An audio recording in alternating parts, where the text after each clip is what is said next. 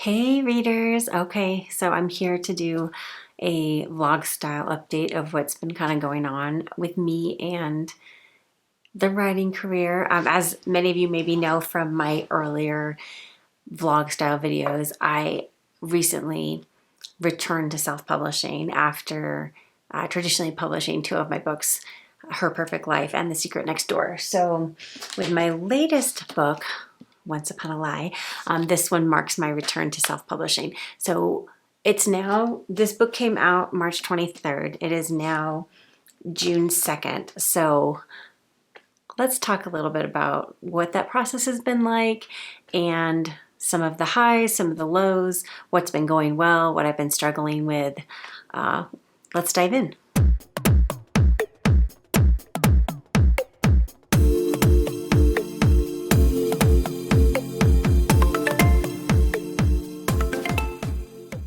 Hi, I'm Rebecca Taylor, award-winning and best-selling author of women's fiction. I like to help other writers discover how they too can live the life of their dreams, writing books and living a creative life. So as I mentioned, Once Upon a Lie officially published on March 23rd of this year, leading up to that.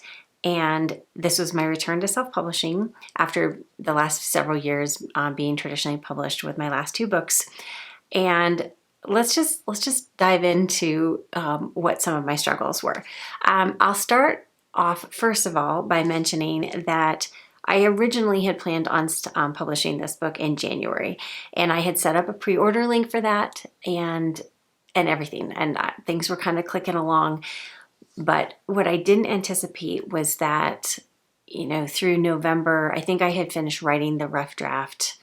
I'd have to go back and look. I think it was maybe end of November, beginning December. And actually it was a timing issue, essentially. That didn't happen when I had originally planned. I had meant to be done with the rough draft of that book much earlier and then diving into edits. And it took me longer. I switched careers this last year. Some of you know I switched from working in the schools as a school psychologist to going back to being a flight attendant, which is a career I had in my early 20s. And I was trying to finish up this book. I was kind of grappling with this, leaving my agent, not working with my publisher anymore. And I think it took kind of a heavier emotional toll on me than I thought it would. And it just took me longer to finish this book. Not to mention the way I thought this book was going to kind of wrap up, didn't end up happening. I had sort of planned on this book to be about 80,000 words. And by the time I had actually finished the rough draft, I had almost 104,000 words. So sometimes that just happens. Like sometimes you think you only need so much room to tell the whole story. And, it ends up needing to be almost 20,000 words longer. So that was part of it as well. And it just needed to happen in order to tell this complete and well-rounded story. So it is what it is. Sometimes you're writing and those things happen. There's just not really any way to necessarily predict or avoid that, even though I do plot out my books.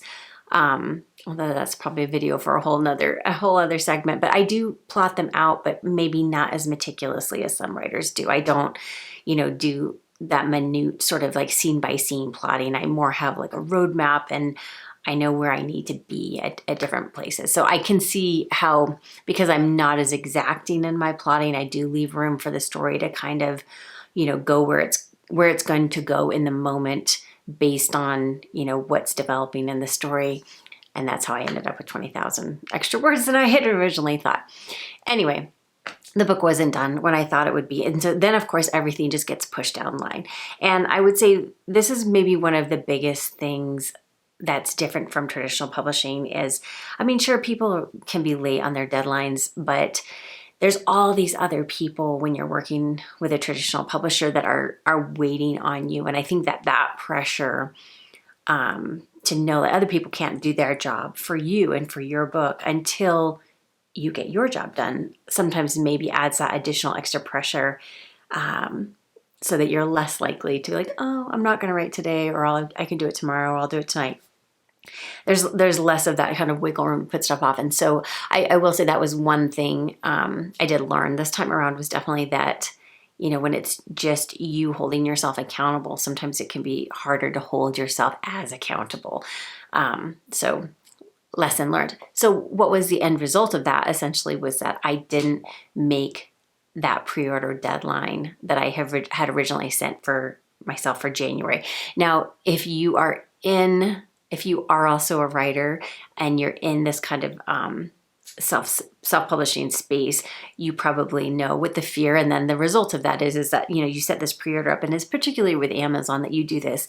If you don't make that deadline, they kind of give you like okay, that's fine, you can extend it.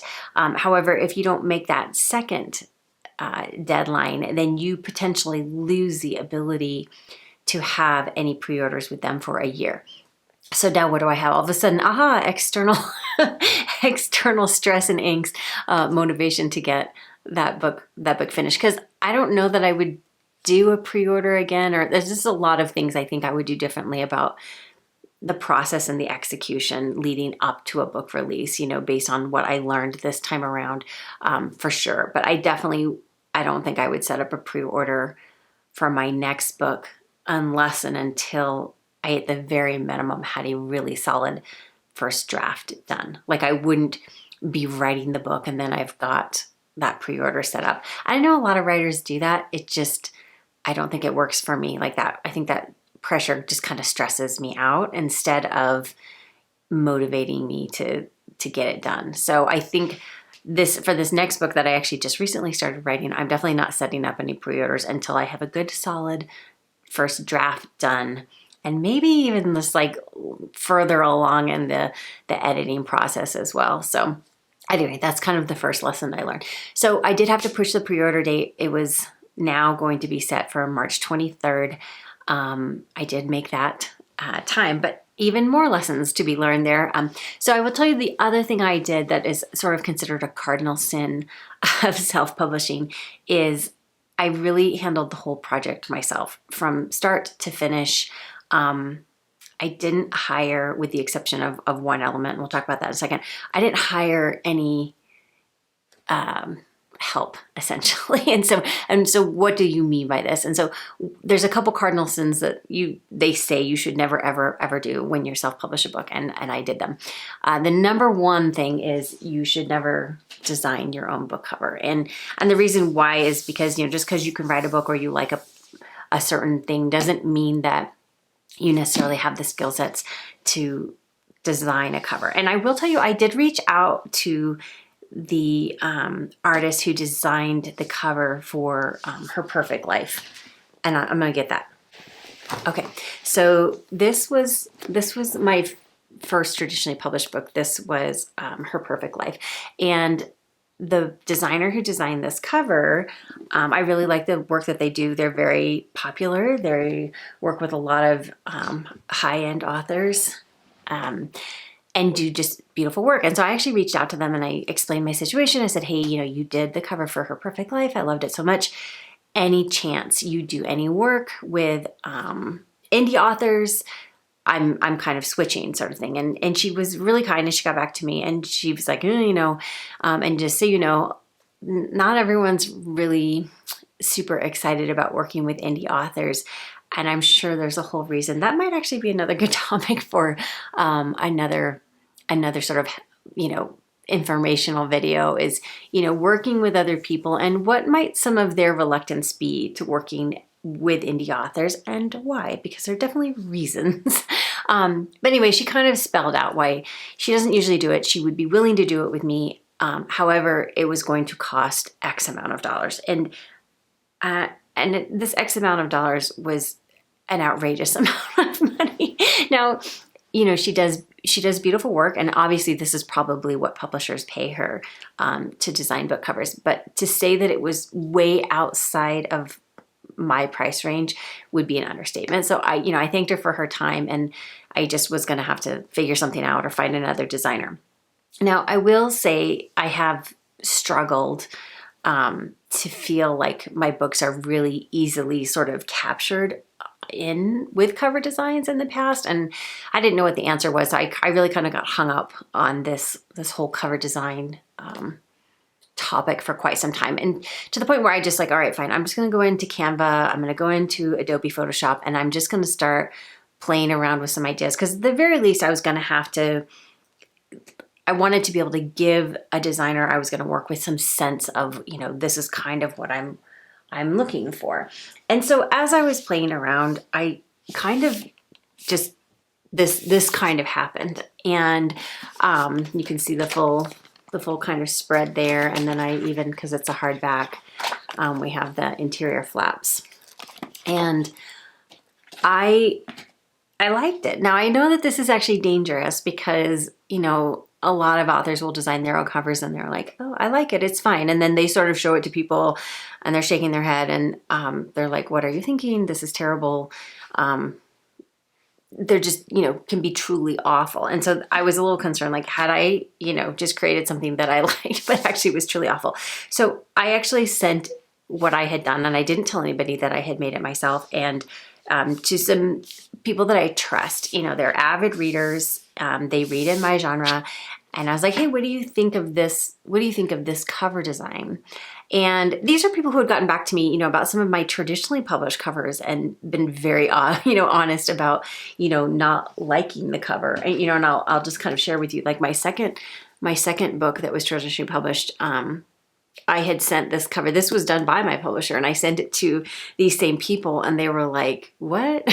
You know, and they didn't like this cover at all. And I wasn't thrilled with it either, I'll be honest, as well. And so I feel like these were people that I could trust, and they would be honest with me. And they're like, oh my gosh, it's beautiful. I absolutely love it. It's gorgeous. You know, you should go with that. And I didn't tell them that I had done it myself because I didn't want that to sway their opinion. And so I was kind of like, oh, you know, maybe I could kind of, you know, scratch off this one cardinal sin on this particular book, and go from there.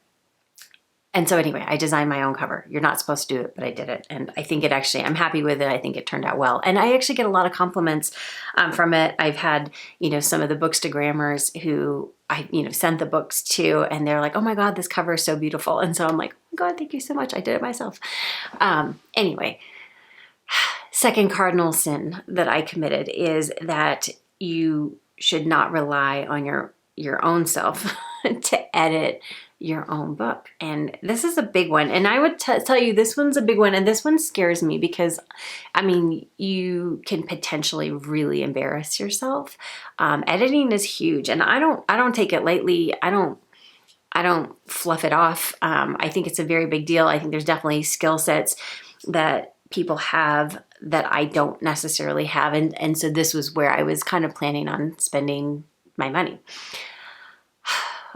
Again, I will say that if you want to hire somebody who is, you know, really high end, that they're really going to put in the time and the work with your title, it's going to cost you, you know, a lot of money. And you could hire somebody that's maybe going to be, you know, $1,000, and they'll go through your book like once, you know, and kind of and you're only going to get kind of one type of editing. You're either going to get that developmental edits, or you can pay to get like the line edits, or you can pay to get the copy edits. But if you're going to do the whole thing, it's going to cost you a lot more than that to really go with somebody who's really good and knows what they're doing. And so I started this off as like, okay, well, I just really need to get this book in the best shape I can possibly get it. And I will say that's one benefit of having worked with the traditional publishing editors in the past, is I really knew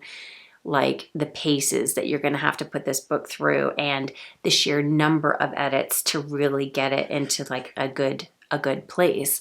And this is the case for all authors. And so I know sometimes I see either on social media or Facebook blogs, whatever, and sometimes new authors are a bit put up, you know, they're sort of taken aback when they get their first edits back from their publishers, and they feel terrible. They're like, oh my God, like how can there be, you know, this much wrong with this book? I'm a terrible author, this or that. And it's not that at all. It's just, it's a very different skill set, being able to tell a story that's engaging, and moving, and, you know, all these things. Is you're not probably in the headspace of, you know, is this is that a dangling participle? Am I, is everything kind of grammatically correct and flowing the way it should? Like you're just telling the story. And I really think that's where you need to be when you are telling that story for the first time. If you're overthinking about what you're writing and the exactness of the language at that time,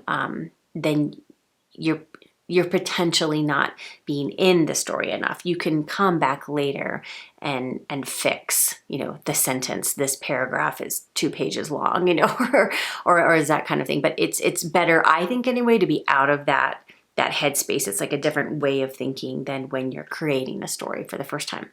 Anyway, so I was like, well, if I'm gonna have to pay a lot of money, I think I can handle the developmental edits. I think I'm pretty good at that. I think I can begin to get at the line edits, but what I was really nervous about was the copy edits. So I would say, all right, if I have to hire and pay for something, I really want to pay for a really good copy editor. So I went through this book. I mean, I read and read and went through this book like so many times, more so than any other book I ever had written before I sent it off to either my agent or my publisher before. And also used other tools that I had never used before. So I used a tool called AutoCrit, AutoCrit. That was the first one I ran it through. And I was really kind of actually surprised and amazed at the stuff that this program was able to help me identify. Because, editing is a skill set, and I would say I'm good at it for me being a writer perspective, but being an actual editor, no, like I could never work as an editor. I don't have that skill set. But I think working in conjunction with this software, I found that I was actually able to get the story in, really, really good shape. And I was not expecting that. I hadn't ever used that program before. So I sent it through several rounds with AutoCrit and doing edits. And then the next thing I did is I also, after I had done that, I took where it was then and I put it into Grammarly, like chapter by chapter, and went through it and made those corrections as well.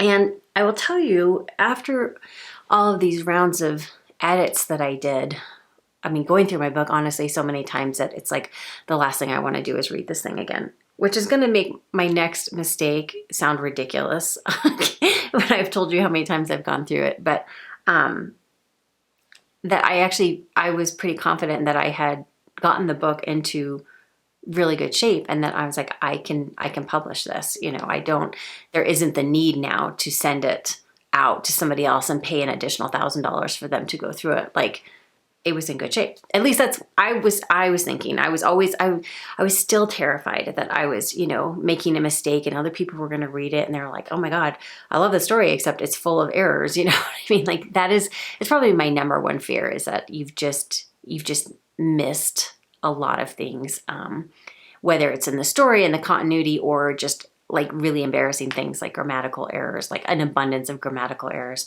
or spelling errors or something like that. But I thought it was in really, really good shape, and I was happy with it. So I sent it to one beta reader, as a girlfriend of mine, because now I'm like clicking down on the second pre-order date, which of course is March 23rd. And I'm like, scrambling to get this book together and ready to go out the door. And so I really only had time to send it to my one really amazing friend who's an avid reader, and I really trust her judgment. And, so she's like, yeah, I can read it for you. And thankfully, luckily for me, she's retired. So she has the time to just kind of like, I'll read this book for you today, kind of thing.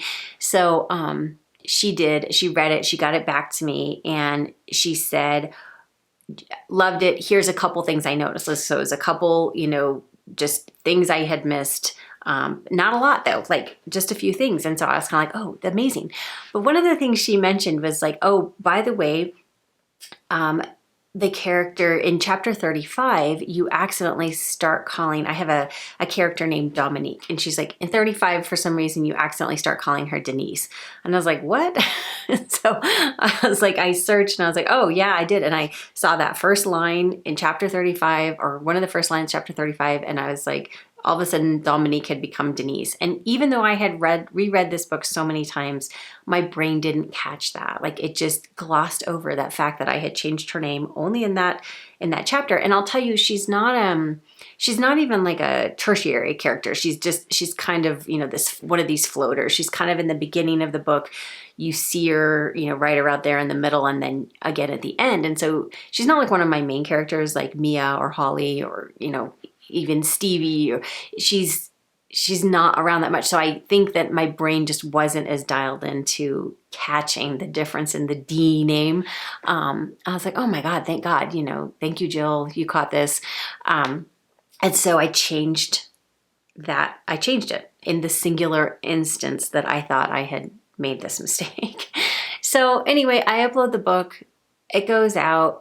A few people are buying it and they start reading it. And I happen to notice, I get a Goodreads review, and it's a really great review. But at the end, the reviewer said, I'm guessing Dominique's name used to be Denise. And she did a winky emoji. And I'm like, what? Oh my God.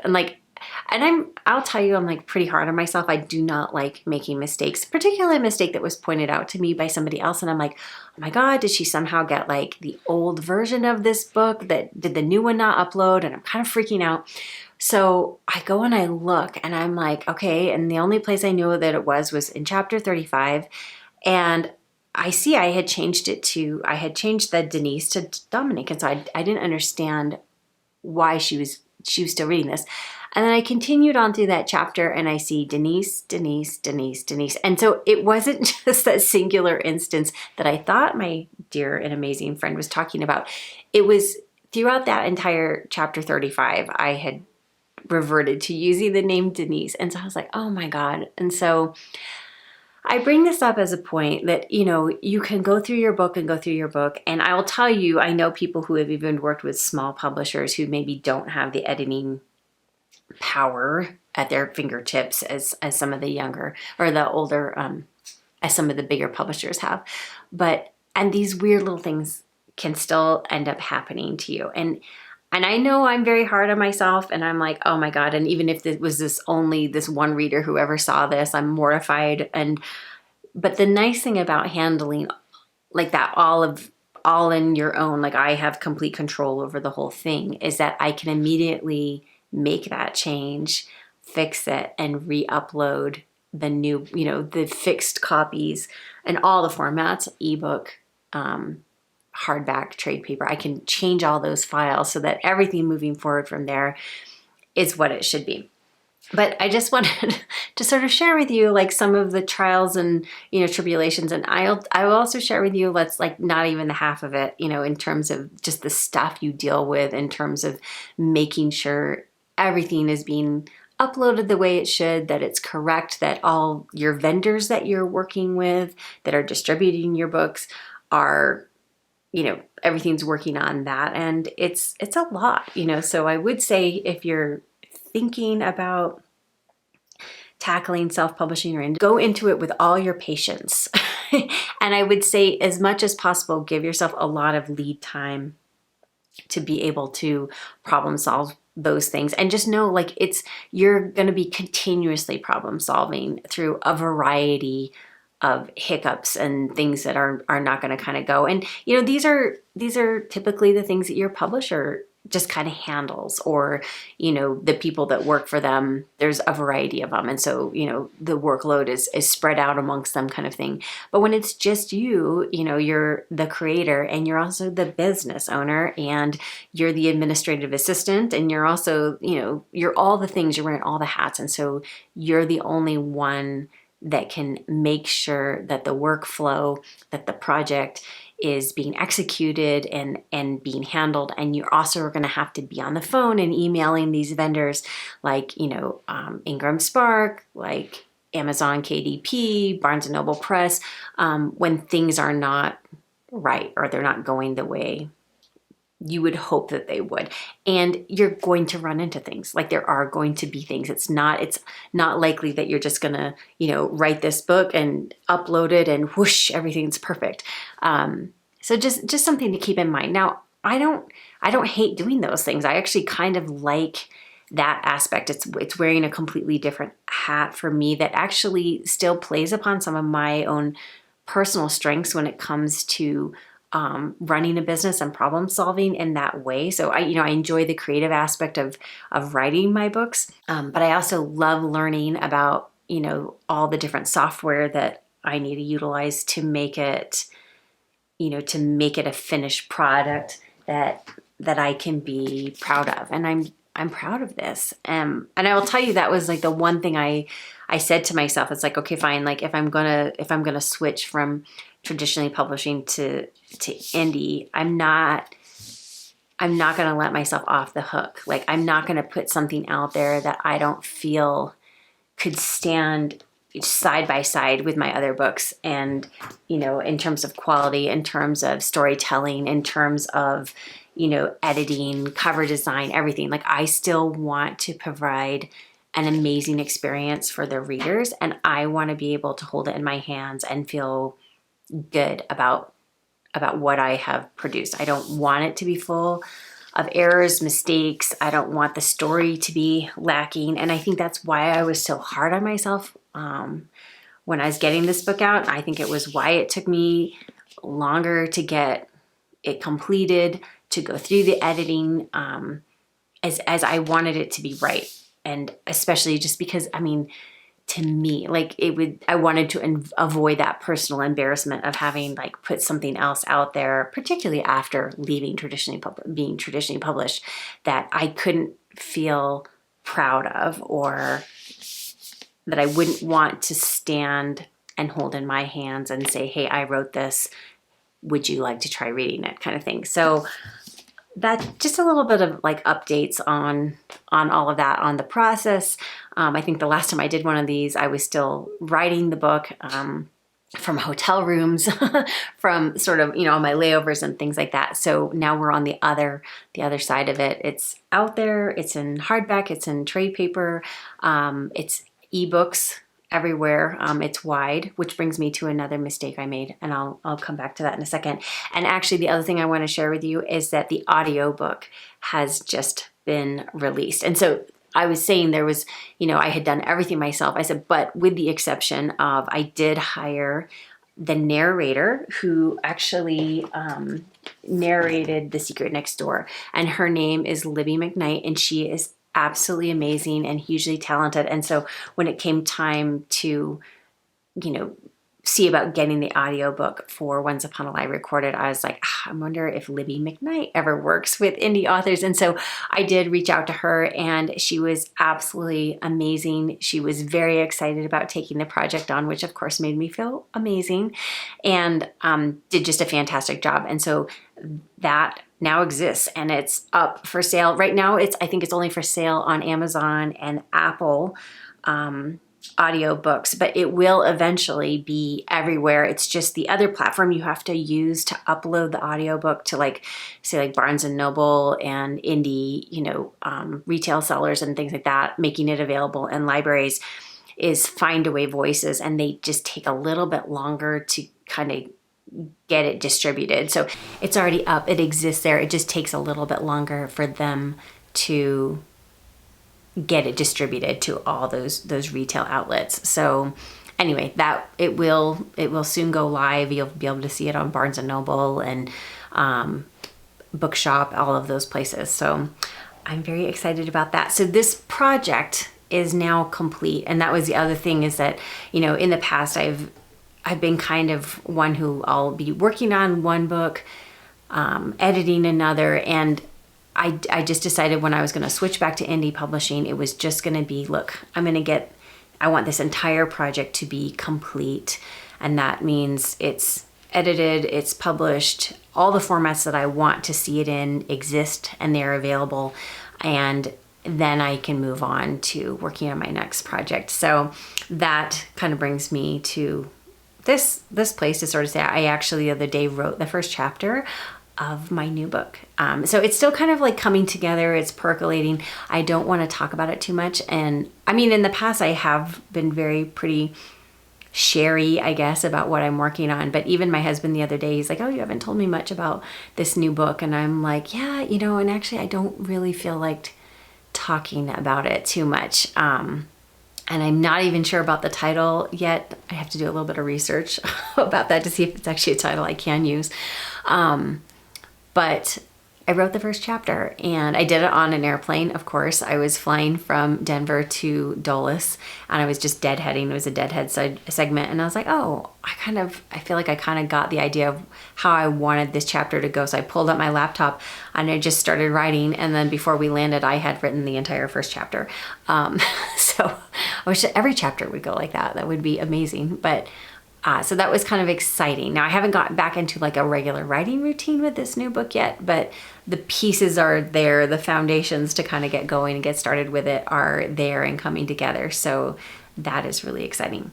But before we leave, the other one kind of mistake I made with leading into the publishing for Once Upon a Lie that I forgot to mention was when I set up the Amazon pre-order, I accidentally had marked that I wanted it to be in the KU, the Kindle Unlimited. And so when you do that, I mean, if you're a reader and you're part of Kindle Unlimited, you know that you pay, I think it's a monthly fee, and then you have access to all the books that are in Kindle Unlimited, and you can read them for free as part of like your subscription. As a writer, the problem with, I mean, some people think it's amazing, it works for them, but it wasn't something I wanted to do. And the reason why is because it means you can't publish that ebook anywhere else. So like I wouldn't be able to have it on Apple iBooks. I wouldn't be able to have it on Google Play, Kobo, Barnes & Noble, any other places that people buy ebooks. And so in the writing world, are you exclusive with Amazon, meaning that you only do your ebook through Kindle Unlimited, or do you make it available wide, which means your ebook can be purchased at all these other vendors? And I didn't want to be exclusive with Amazon, and yet I had accidentally enrolled it when I was getting the title set up. And on top of that, even though it was for pre-order, I found I couldn't undo that enrollment. And so for a time there, Once Upon a Lie was only really available in Kindle Unlimited because you commit. It's like a 3-month term. So anyway, that term is expiring, and the book is available again on all vendors. So I'm excited about that. But just lesson learned, and be careful about clicking those buttons if you're uploading a book. But I think that's pretty much all of my updates that I have going on. Once Upon a Lie is out there in the world. It's available. It's actually getting really good reviews. Now, I'll be honest, like sales are not blowing the doors off of anything, but I haven't like kind of done anything in terms of advertising beyond just, my own kind of social media and things like that. So I don't know if I will do advertising or just hope that this, kind of gets a nice little word of mouth, buzz going about it. We'll see. But I will say that the reviews that readers have been sharing have been really, really good. And that makes me feel really good. Like I feel confident in the book that I put out there. I want it to be something that readers enjoy. I want it to be something that you would recommend your book club read, because I do think it is like, when I write a book, I'm thinking like, okay, what would my book club enjoy reading, having that kind of character complexity, and as well as still being fast-paced. Like I do tend to write fast-paced books, and like the number one feedback I always get is I couldn't put it down. And I'll tell you that it's like across the board, like all my books, is readers tend to say, oh, I picked it up and then I couldn't put it down. And I love that, because I want to write books that I love to read, and I love to read books that I can't put down, that are going to keep me up at night. So I'm excited to hear that that's the feedback coming from Once Upon a Lie as well. But that's pretty much all the updates I have for now. I hope that you are enjoying these videos. I'm going to be kind of switching between doing some of these vlog style videos, like what's going on with the writing career in the books, me, personal life, that kind of thing. And then also doing some more of this just sort of, I guess, how-to informational that are going to kind of dive into, I think, a couple different things. Like I want to kind of focus on, videos that would be helpful for other writers, as well as just the productivity around writing, the motivation, the emotional element of being a writer, because it can be kind of hard emotionally to be a writer. And so just kind of tackle some of those topics, as well as doing some of these vloggy type things. I've also considered maybe doing some chapter reads on this channel as well. So more on that. We'll see if that's going to happen. But anyway, I hope that you are having a great day. I hope you enjoyed this video. Thank you, and see you next time.